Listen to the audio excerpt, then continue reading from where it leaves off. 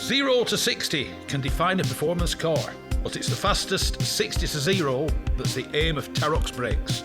From road cars to race cars, circuits, special stages, or the autostrada, nothing reduces speed like Tarox brakes. Italy gave the world the art of Da Vinci and Michelangelo. Tarox has given drivers the art of stopping. For more information and to acquire your own masterpiece, visit tarox.co.uk.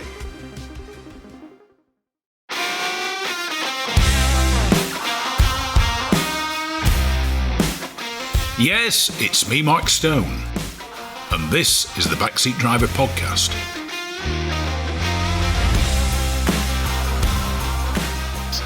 I'd like to introduce a gentleman called Tony Hayes to the Backseat Driver radio show. He's the Managing Director of JLC Group and JLC Aviation Services.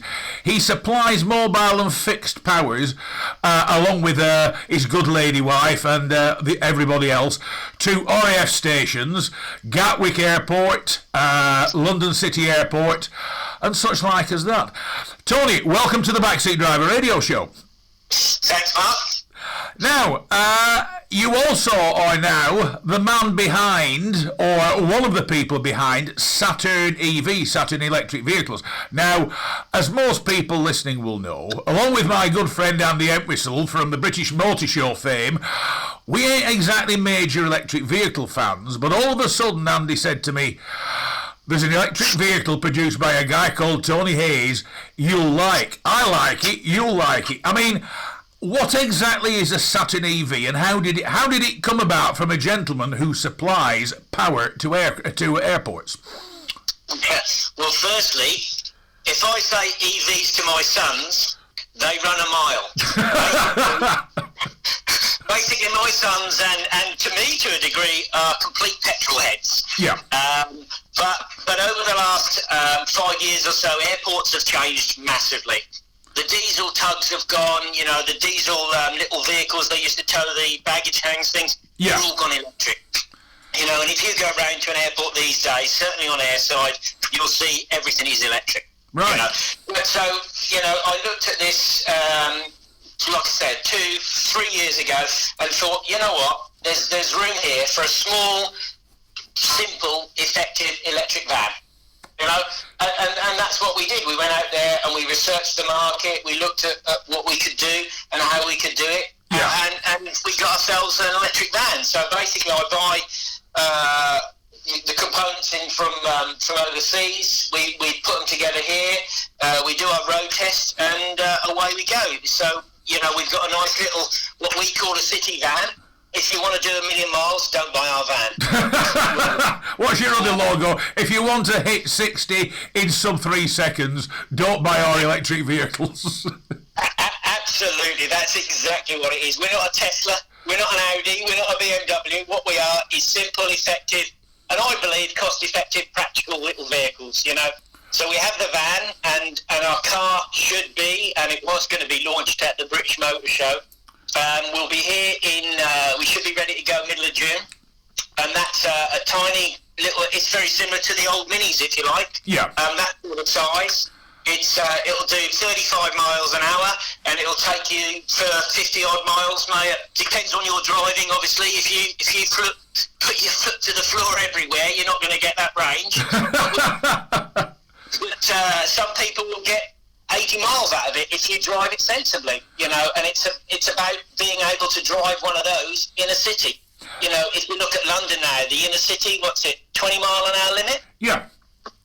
So it's all for those vehicles, and our price, the prices are really, really competitive compared to pretty much anything out there, really. Yeah. I mean, like, you look at some of the, like the Nissan Leaf and the Renault Zoe, and the price of them is high. Now, I know there's been various grants. Some grants come, some grants go. Also, charging, because a lot of people can't charge up on the solar. Charge it up in your garage, your driveway. Not everybody has a garage or a driveway, but. Yeah.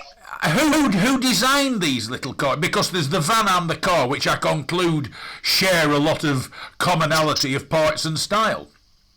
Yeah, the Nissan Leaf is probably the pioneer for the small family car, isn't it, really? Yeah. On the electric side. And you know what? It's a very, very good little car.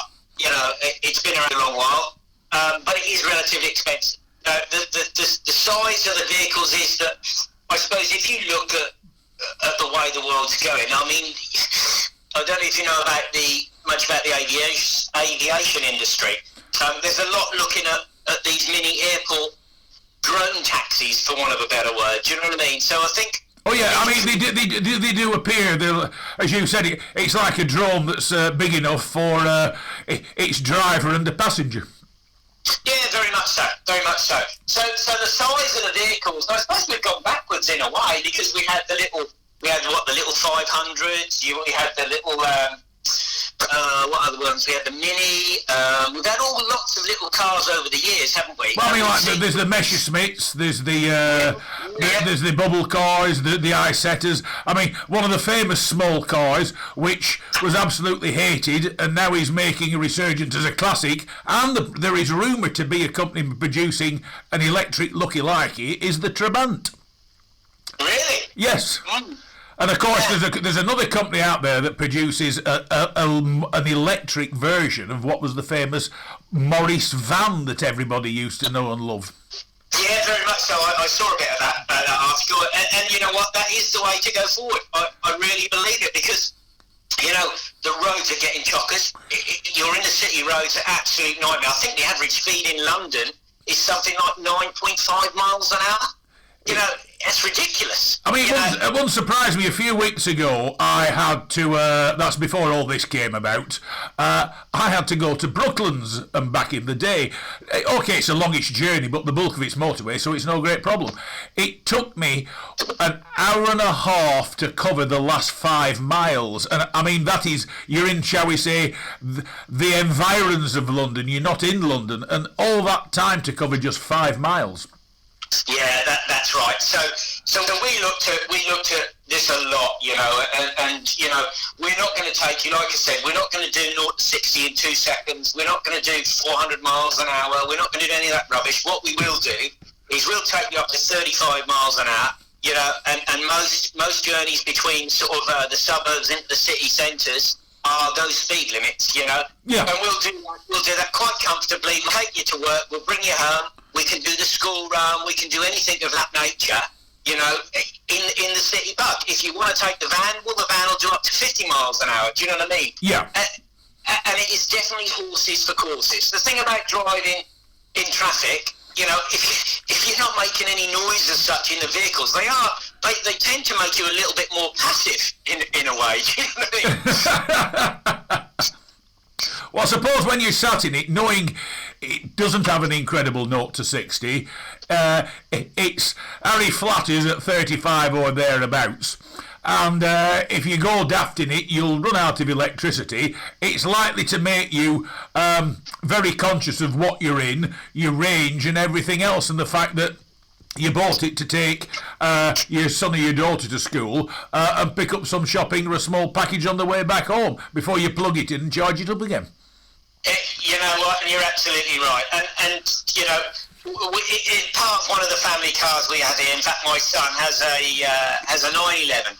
You know, it's a beautiful car. It's the twin turbo, right? But it's sitting next to him in a traffic jam. He won't be going any faster than me in my electric car. The 911s I know extremely well, but yeah, I once drove one through London. I found it incredibly irritating because I was crawling along at the same speed as a clapped-out Morris Minor next to me. I know, and then you're up and down on the gears and all that. So yeah, no. So that's where we are. You know, we the charging wise. Well, you take it home, you plug it in to your 13 or your 3-pin socket, and away you go. Yeah. Which is much the same as most vehicles. You know, we draw very little charging. You know, it's based on a 3.2 to the 7 kilowatt range. Yeah. Which overnight is actually pence to charge. You know. About how long will it take to charge one up? Well, the typical charging time is between 6 and 8 hours. Right. Okay. But if you've already got charge left in, then you're not going to take that length of time. And like most electric vehicles, they have a battery management system in it, so it'll take you sort of up to 60-70% quite quickly, and then it'll slow charge the last part. Right, so if you've used, say, if it's an 80-mile range and you've used, say, 45 to 50 of it, if you nip back home because you still have a little errand to do, plug it in for about an hour while you have a brew and sort things out, it'll be ready to go on the journey that you want. Well, it's certainly charged more off, yeah, absolutely. Every time you plug it in, you're going to add more to it. And some of the things that we're looking at the moment is that at the moment in the car we have a small battery compared to everyone else. You know, it's about an 8.6 kilowatt battery, but we can double the battery size. You know, which will give you extra range if it's needed. You know, we're looking at a solar panel that will go on the roof. So you know, if you're going from I don't know, you do a 10-mile journey in the morning, 10-mile journey home.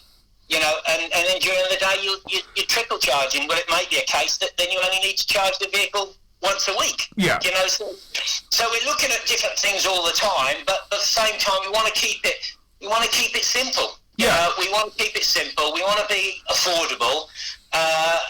You know, and we're not going to fly you to the moon. You know, we haven't got a space age flipping system inside that does this, that, and everything else. It is a simple, basic little vehicle. But I mean, roughly, okay, it's an electric engine. Roughly, if you were equating it to a petrol engine, what's the engine size?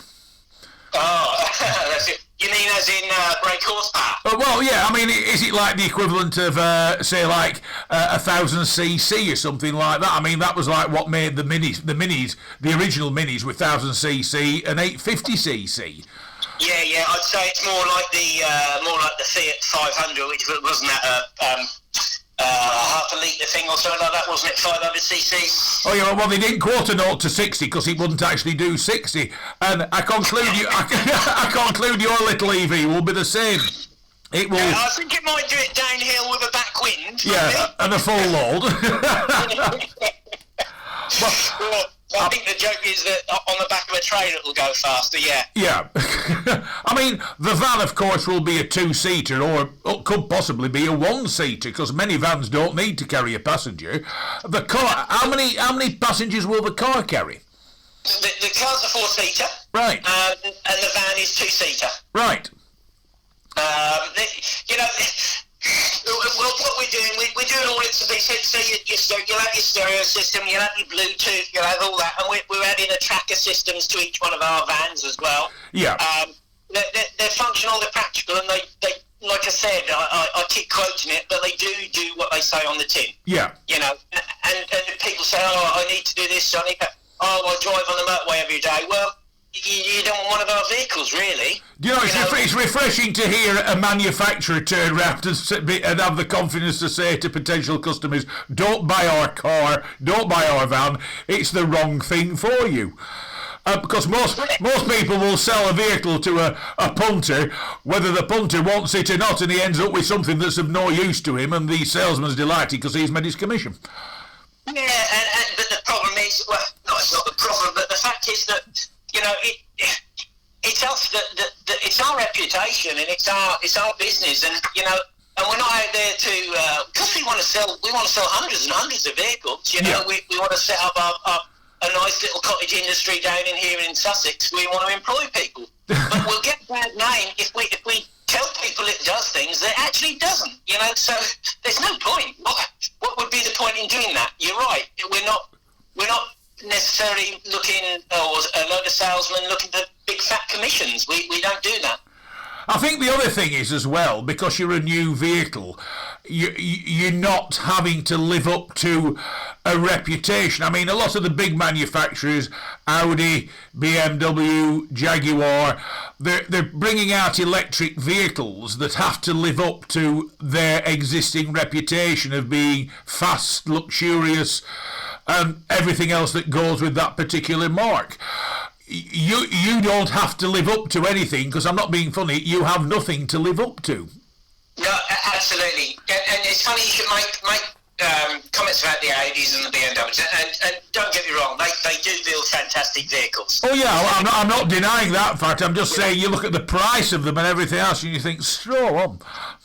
Exactly that, and that's where it becomes pointless, really, to a degree. You know, if you look at if you're doing a 10-mile journey, And most of that journey is sitting in traffic doing 25 miles an hour a maximum.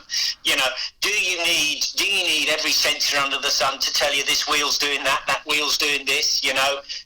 I don't think you do. No.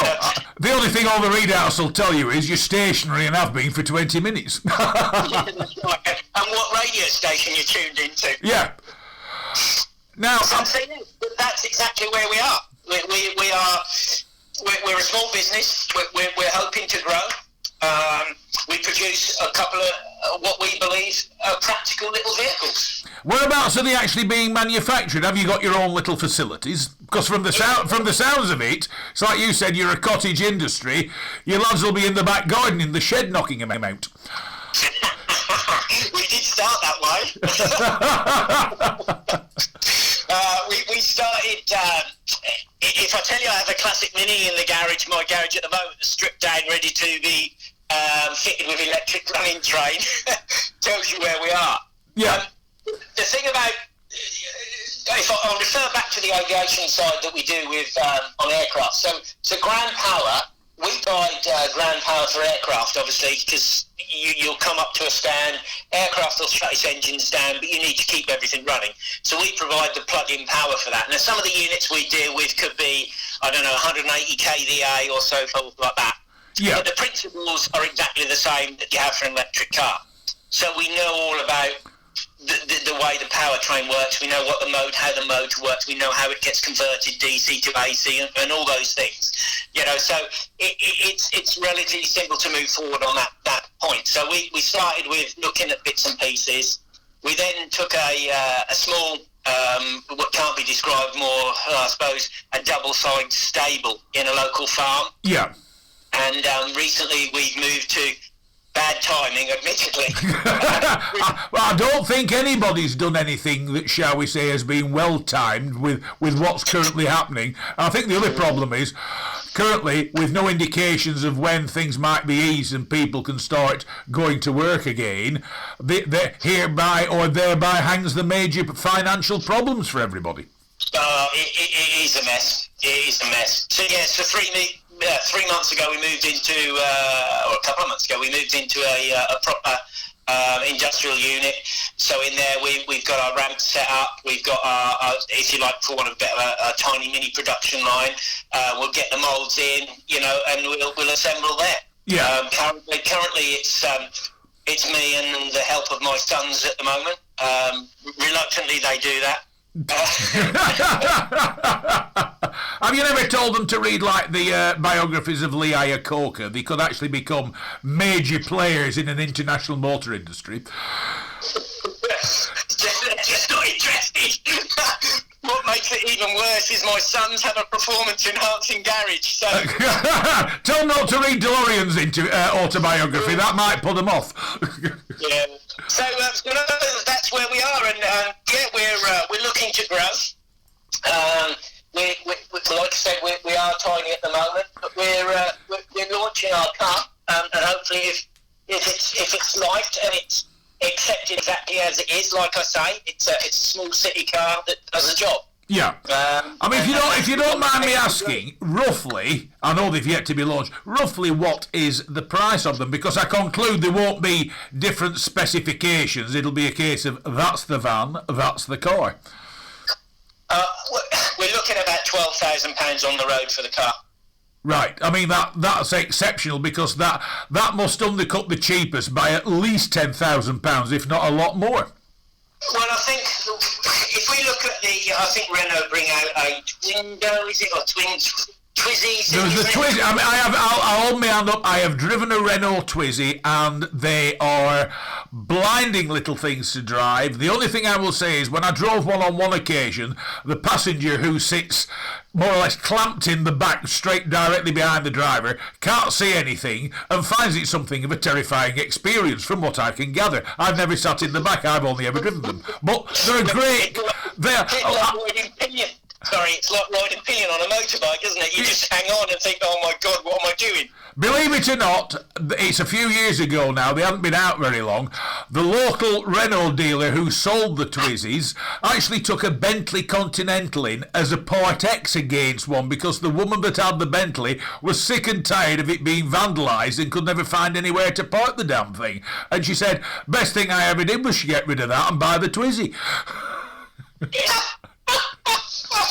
Brilliant. Brilliant. Yeah, so no, we believe we are very, very competitive. The van will come in at about 16-ish, and that gives you an idea of where we are in that marketplace as well. Yeah. And when they are launched... The reason for the van being a bit more is because obviously it does more speed, and it's got a bigger battery pack. Yeah, and it'll have a slightly, like most vans, they always have like a slightly beefed up suspension because ultimately they're carrying a load over carrying people. Yeah, very much so. We've got a nice YouTube video of the van actually, and if you one part of the video, you'll see the actual running gear underneath and how it works. Oh, right. So the other thing is, I conclude, will you be selling them from where you are, or will you create, shall we say, a tiny dealer network for them? The plan is that, obviously, initially we know we're going to have to sell from where we are, but the plan is to set up a dealership network. Yeah, we'll be actively. In fact, we've already got someone that's interested in buying the van in Oxfordshire. He's an EV dealer. He wants to bring the vans or buy our vans for us. So yeah, we're looking to set up a dealership network, most definitely. Yeah. But again, I think the dealership network it probably will be focused on people that are already doing or selling EVs or actually want to get into the EV marketplace, really. Yeah. I mean, the other thing is as well, it's like when people start to see them knocking about, that will generate interest, especially when, shall we say, if I was driving one, people will ask what it is. I think it's when you tell them how much it costs that will switch them on. Yeah, the cost, when you think of the buying price and add together the running costs and all the rest of it, it's a very, very cheap alternative. And people say to me, they say, yeah, but I go to Cornwall every year. Yeah, we'll hire a car when you go to Cornwall. No. Do you know what I mean? Because you can afford to in the money you're saving. I'll tell you what it is. Your take on all this will rock the motor industry. The average car salesman will be absolutely mortified and terrified at comments like this. yeah, probably. But let's be fair. We're trying to do something that's practical and not. I love some of the top of the range cars. I really do. But we're trying to bring something that's sensible for the cities. Yeah, and it's one of those things. Once people can see them, because I've always said, like I've said earlier on, it's the cost of them and everything else. I mean, a great friend of mine, shall we say, he sells Lamborghinis for a living. His wife acquired a Renault Zoe. Great, fantastic. She had to go to London and she took the kids down and she went to London in the Zoe.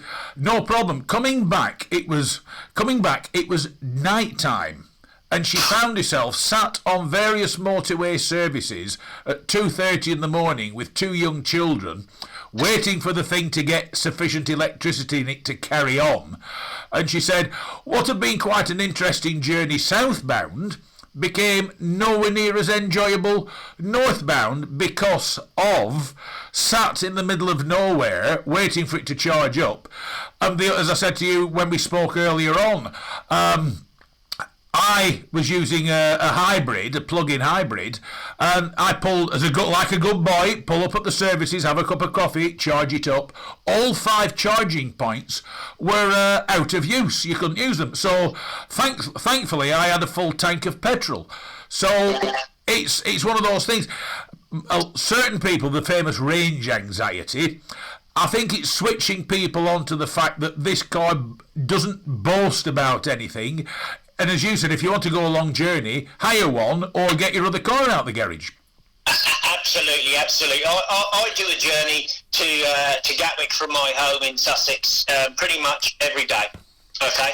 And that it depends which way I go. It varies from 31 to 35 miles. You know, if I leave today, it takes me 40 minutes, 45 minutes because there's just no traffic.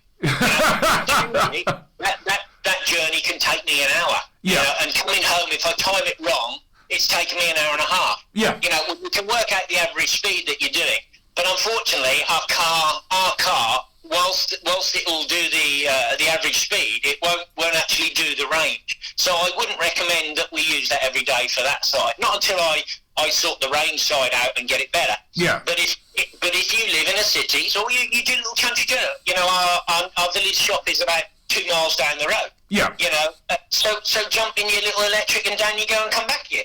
You know, if you use it for the right usage, then it's going to be a perfect little vehicle for you. Yeah. And I understand exactly what you're saying about the motorway. There could be nothing worse than sitting on a motorway at night, you know, with a couple of small kiddies charging up your vehicle. I don't like topping up fuel. Nor do I. But having said that, there's never been a better time to buy it. It's just the problem is we can't go anywhere. Yeah, no. So that's where we are. It's definitely horses for courses. You know, it says what it does on the tin, and when you say you want to do this or we're going to do that, I'll tell you, no, we won't do it. We can't do that. You know, there's no point selling you it because you'll be back here moaning, saying it doesn't do it. And I said, well, I know it doesn't do it. I told you so. I mean, one thing you were talking about being able to give it an extended range. Does this come from new battery technology, or does it come from, as certain companies have done, by putting a little generator into it? You see, the generator's an interesting fact, isn't it? Because we could easily put in a small petrol generator. Because just putting in, I regard the addition of a petrol generator to be cheating. Yes, exactly. I don't like that idea. Plus the fact that we haven't got that EE certified on the vehicle itself, so that means we'd have to retest and all the rest of it. Now, that alone costs a lot of money and takes forever to get anything done. But we are looking at different ways, you know, different ways that is almost self-generating, you know, from a bigger battery pack is obviously the obvious way, but batteries generally are quite expensive. But you're right, the technology is getting better and better all the time. Yeah. So there's one way, you know, the solar panel versions, you know, that's another way. I mean, that's a fascinating concept, and I think there's a company in America, I think it's Fisker, I think they do something with solar panels on the roof, and I think it's a fantastic idea, because if you do that, then the car is, to a degree, self-contained. It's a little bit like the hybrids, the self-contained hybrids with a petrol and electric engine, where the petrol engine, the electric engine is always being charged up when running, and the two work together. To team an electric car up, or an electric motor up, and batteries with a solar panel on the roof, so it gets a nice shiny black roof, to my mind has got to be the ultimate in the self-contained electric car. Yeah, and we'll be looking at that long and hard and making it work. I know where they've had them and trialled them, and it works. On that one, I was reading an article the other day which was really interesting, and perhaps more for this country, that the solar panel that will also generate under rain. Right. So as the drops of the rain land on the panels, they are converting that into an electrical energy. Right. I mean, ironically enough, we've been saying it normally it's torrential rain for a decent period of the year in this country, and of course we're all busy baking, which we wish we weren't. The rain would be most welcome for a variety of reasons, but I mean, the technology's coming along, and from the sounds of it, you're already in an industry, in the aviation industry, that gives you a bit of a, shall we say, a heads up, or gives you a bit of an advantage to your competitors in what's coming along. Yeah, we're always looking. We're learning and looking all the time. You know, and that's the thing. You need to keep an open mind all the time. All the time. Don't be sort of adverse to anything or any alternatives until you've exhausted it and proved it doesn't work. You know? And I conclude, like certain of the electric cars, I mean, this has always been Tesla's big selling point as such, is the fact that apart from checking on the brake pads or what etc., EVs tend to require minimal maintenance. Yeah, absolutely. So if you on the other side of the business, we've done a lot of automation for years and years and years. And part of the automation is obviously it requires a motor, it requires a battery, and it requires a controller. So therefore, you could take some of our automated products and put four wheels on and make them work. So again, on that side, you're absolutely right. It's an interesting market. It is an interesting market. It's an interesting field, and technology is going through leaps and bounds, and it's fantastic. Really, it really is. So, after you've launched them, what will your build numbers be? Will you build them to order, or will you be able to build a small stock of both car and van, or which do you perceive will be the better seller? It depends how quickly I can get investors on board. We will have a small stock of vans. I think by the time we were, like I said, we were booked up for fully charged and the British Motor Show.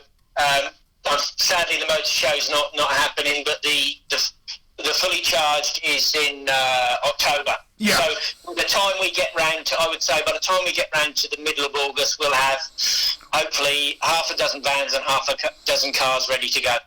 Right. So if somebody wants to have a look at them and give one of your Saturns, as they say in my part of the world, a coat of thought, what is the website? How do they get in touch with you? Okay, well, the website is it's if you search Saturn EV in Google, it should come up with our website, but that's Saturn-EV.co.uk. And all the contact details are on there. All the contact details are on there, yeah. It gives you a little brief about the vehicles as well. So yeah, go on there, have a look, give us a try. And if somebody wanted to have a look at one, I conclude just in the first instance, they'll have to enjoy a ride down to the south. Yes, although we occasionally we're going. I think we booked up the Valpa conference, which is for the all the theme parks and stuff like that. But again, that's sadly been cancelled. But give us a shout. We may be in your area doing a promo or something. Right. But I'd like to wish you all the best, because as I said, my friend Andy Entwistle and myself are not the greatest fans of electric vehicles for the simple reasons, as we explained. We both think they're overly expensive, they don't have the range, and there's just the inherent problems of, by the way, you'll need to park up at the services for an inordinate amount of time. That's providing that one of the things is working. And it's all the negatives, where from the sounds of it from yours, there are no negatives. Sorry, I completely agree with you, Mark. For exactly the same reasons, and that's why we're doing a vehicle that isn't all those things, really. We tell you what it does. Don't try and do more. In many ways, it's like the anti-EV EV. Yes, if you like. Yeah, we're not an Apple phone on wheels. Right, Tony Hayes from Saturn EV, thank you very much for joining me on the Backseat Driver Radio Show. It's been great chatting to you. It's nice to talk to somebody who uses common sense in car manufacturing, and I think that's why, since you're new to it, I think that's one of the reasons you've got it right, because you have no preconceived ideas about all this. So once again, Tony, thanks very much for joining me on the Backseat Driver Radio Show. And thank you very much for having us. And hopefully we'll see you on one of them motoring expos around the country soon. All being well. Thanks so much indeed, Tony. Take care. Cheers, Mark. Thank you. Bye. Bye.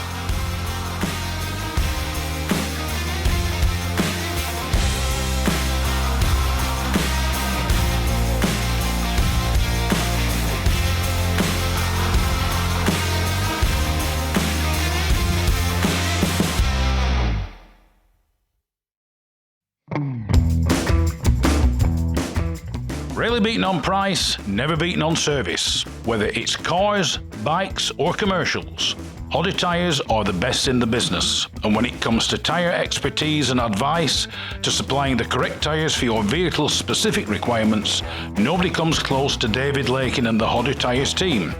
So give them a call on 01200 613 192 or visit the website at hoddytyres.co.uk.